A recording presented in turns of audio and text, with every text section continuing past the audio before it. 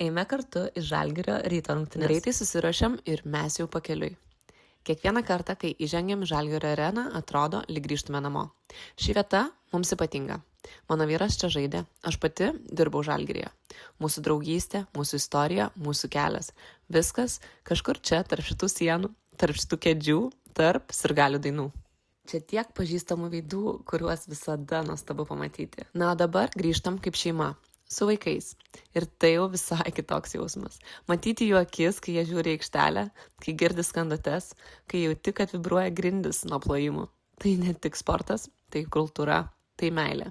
Ir kai skamba Lietuvos himnas, nežinau kodėl, bet kiekvieną kartą susigrūdinu. Gal dėl to, kad tai primena, kiek daug šita šalis, šitas klubas, šitas miestas man reiškia. Kiek daug emocijų telpa į vieną akimirką. Žalgiris prieš Rytą. Klasika. Atmosfera čia visada nereali. Ir taip gera būti vėl tarp fanų, kurie niekada nepamiršta. Visuomet sugrįžę jaučiame meilę. Kaunas myli krepšinį ir tai jautėme nuo pirmos dienos. Dabar tai perdodam savo vaikams, kad jie žinotų, kad krepšinis Lietuvoje ne tik sportas, tai gyvenimo būdas.